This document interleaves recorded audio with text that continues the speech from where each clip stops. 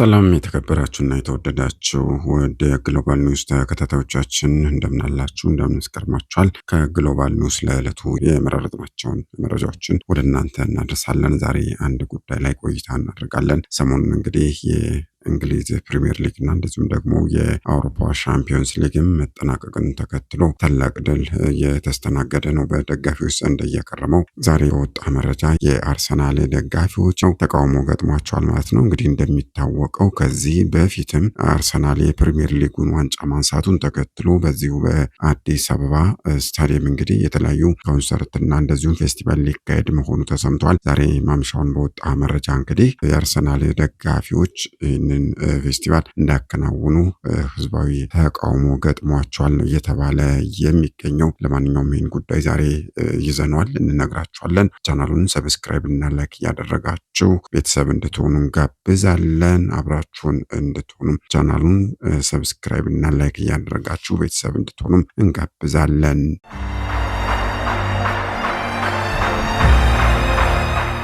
አርሰናል ከ22 ዓመታት በኋላ እንግዲህ በእንግሊዝ ፕሪሚየር ሊግ የሊጉን ዋንጫ ማንሳቱ የሚታወስ ነው። ይህ አስደናቂ ክስተት ደግሞ እንግዲህ በብዙዎች ዘንድም አድናቆትን እንዲጎርፍለት አድርጎታል። ቡድኑን አርሰናል ከ22 ዓመታት ጥበቃ በኋላ ነው እንግዲህ ከ2004ቱ የማይሸነፍበት ስብስብ ለመጀመሪያ ጊዜ የ2025/26 ዋንጫን የእንግሊዝ ፕሪሚየር ሊግ ዋንጫን ማሸነፍ የቻለው። እንግዲህ ይህን ተከትሎም የክለቡ የቀድሞ ደጋፊዎችና አድናቂዎች ቀድሞ ተጫዋቾች ጭምር እንግዲህ አድናቆታቸውን እየገለጹ ነው ሰሞኑን እየከረሙት። እንደዚሁም እንግዲህ በእንግሊዝ ሰሜን ለንደንም እንግዲህ የተጫዋቾች ስብስብ እንግዲህ ከተማውን በደስታ ሲያጥለቀልቀው መመልከታችንም የሚታወስ ነው። በእርግጥም ይህ እንግዲህ 22 ዓመት ሙሉ ለጠበቀ የክለቡ ደጋፊዎችም ሆነ የክለቡ ተጫዋቾችና አሰልጣኞችም ከድልም በላይ ነው ብሎ መናገር ይቻላል። እንግዲህ የሰሞኑ ክስተትም ታዲያ እንግዲህ ለሰሜን ለንደኑ ክለብ አርሰናል ታላቅ የምስራች ታላቅም ድልም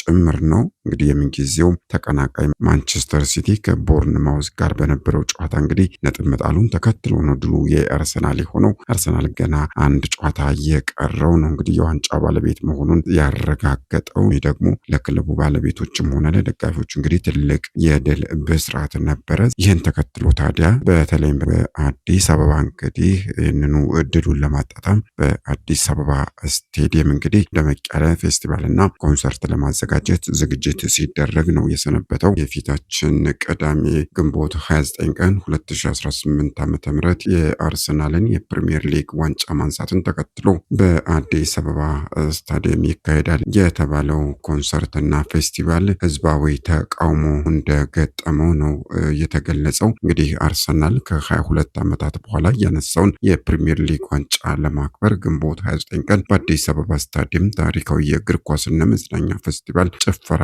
ያካሂዳል ሲባል ነው የሰነበተው። በስፍራውም እንግዲህ ታዋቂ ድምፃውያንና የስፖርት ቤተሰቦች ይታደማሉ ተብሎ ነው የሚጠበቀው። በክስተቱ ላይ እንግዲህ በሚስቱ ሀብቱን የተዘረፈው የቀድሞው የአርሰናልና የኮትዲቫር ብሔራዊ ቡድን ተጫዋች ኢማኑኤል ኢቡዬ በልዩ ዝግጅት ይገኛልም ተብሏል።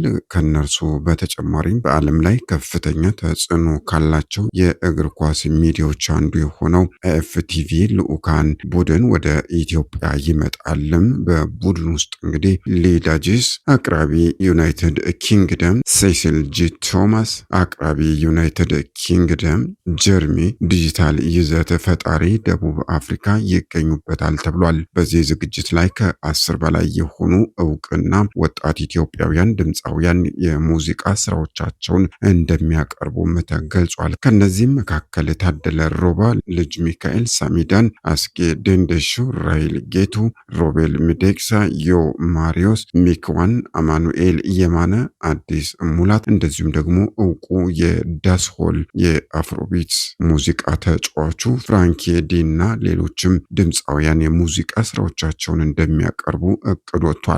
ታዲያ አሁን በተሰማ መረጃ ብዙ ኢትዮጵያውያን እናንተ አርቲስቶች በሞታችን አትቀልዱ፣ ፍትህ አርሲ ላይ ለሚጨፈ የተጨፈጨፉት ኦርቶዶክስ እያሉ ነው የሚገኙት። አዘጋጆች ብዙ እንደሚደክሙ ብዙ ወጪም እንደሚያወጡ ቢታወቅም ነገር ግን ህዝባዊ ተቃውሞ ማምሻውን ተሰምቷል ማለት ነው። ነገር ግን አሁን ባለው ነባራዊ ሁኔታም ትክክለኛ ጊዜ አይደለም። ብዙዎች ለወገኖቻችን ባንደርስላቸውም እንኳን ሀዘናችንን ማሳየት ግን እንዴት ያቅተናል እያሉ ነው የሚገኙት።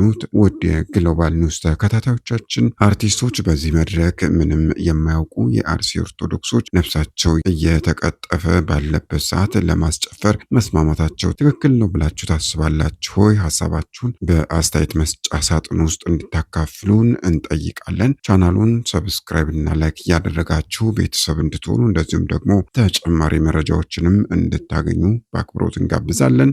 ሰናይ ጊዜ